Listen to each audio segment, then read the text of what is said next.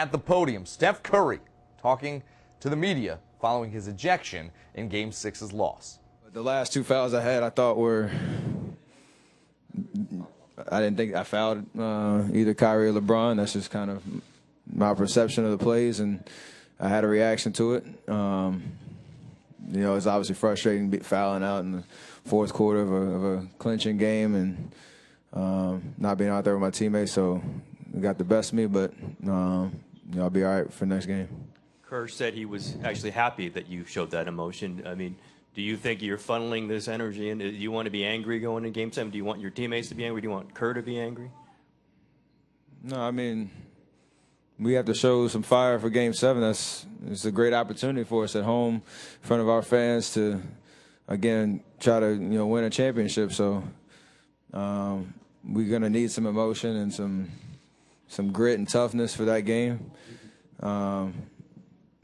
I had some stuff I wanted to get off my chest tonight after the way the game went, and that was it.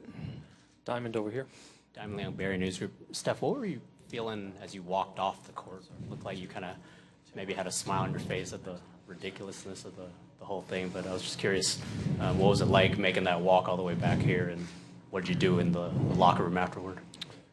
Thankfully, I didn't have much time. I just sat in my chair. I'd never been ejected before, so it was a weird feeling, but it was just frustration, and also kind of, like you said, I thought it was kind of hilarious the way the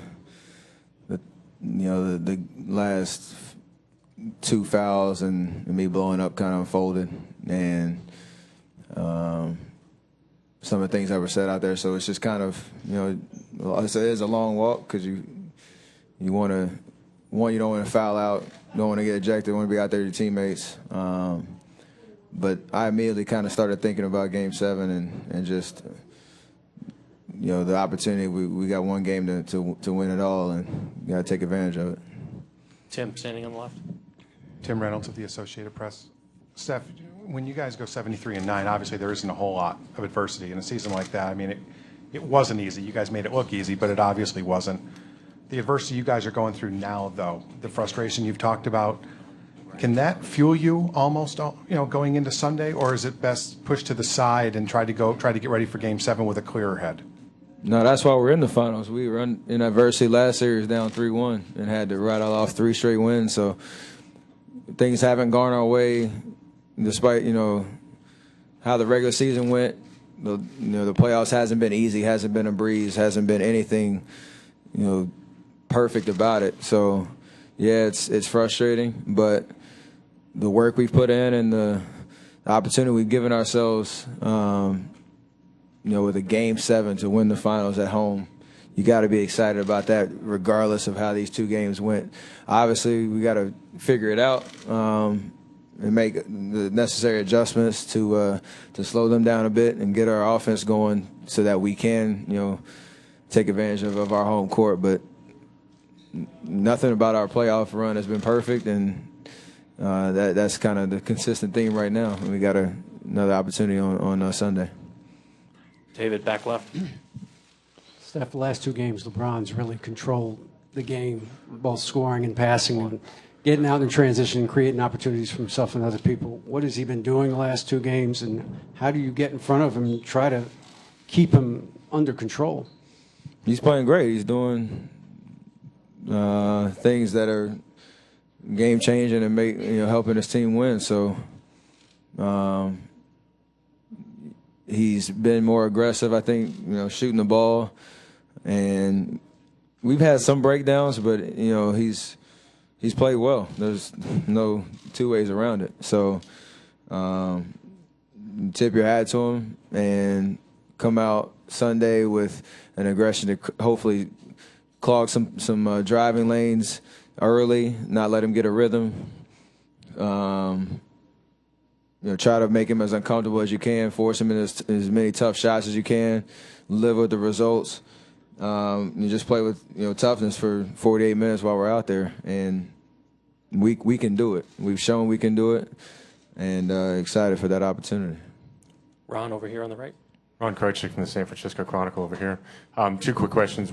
What did LeBron say to you after he blocked his shot? You seemed like you were kind of smirking on the way back to the bench. And secondly, How do you explain what happened in the first quarter? They fed off their team's their crowd's energy, and it wasn't all that bad. Like the first 6 minutes, we didn't score for like the first 3 or 4 minutes of the game, but it was like 6-0. So that's nothing for us. But at that point, they hit some open threes. We turned the ball over. They got in transition, and obviously foul trouble changed our rotation. So they pretty much won the game again in the first quarter, like they did in Game 3.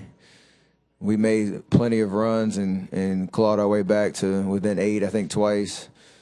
Gave ourselves a chance, but on the road, we've learned that lesson before, and we learned it again tonight. When you get down that much in the first quarter, it takes so much, and so many things have to go right to get back into the game. So just didn't go our way. What about LeBron, the block, when he obviously was woofing at you? What did he say? Well, even if it's not specific, just the general gist of his message. Nothing. Mark on the left. Steph, Mark Schwartz, ESPN. Just to follow up, it seems like LeBron has taken a particular delight to blocking your shot tonight, blocking your layup after the buzzer, after the whistle the other night. He seems to be really kind of targeting you in some ways. Have you felt a little bit of his juices sort of directed exactly at you in this series? He's made 2 good plays on the fast break and obviously tonight on that block. Made great defensive plays. However he wants to celebrate or whatever he wants to do to kind of take in that moment, it is what it is. I stay aggressive. Don't let that try to get in my head. Obviously, he's pretty athletic, so he's capable of doing that. Gotta make adjustments. How would you explain the dynamic between you? You're 2 of the players that are considered in the debate of the best player on the planet. What's been the dynamic as that has unfolded here in this series? I mean, he's had 2 great games to keep his team alive, and that's what he's supposed to do. And I'm out there, trying to do the same for my team. We don't go one-on-one at each other a lot, but it's a pretty competitive feeling out there, with the situation of playing in the finals and playing for something special. So at the end of the day, 7 games to figure out who's going to be holding that trophy on Sunday. You got to love that kind of environment and that battle. So haven't enjoyed it much the last two games, but 48 minutes left.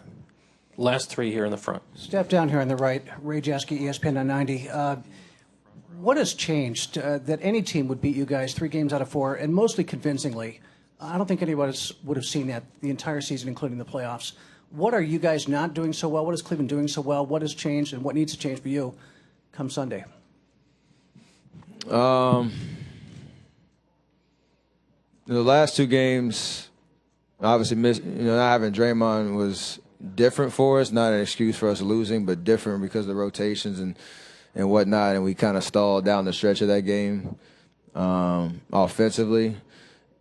And we haven't gotten enough stops in the last 2 games, consecutively to build momentum at any point in the game.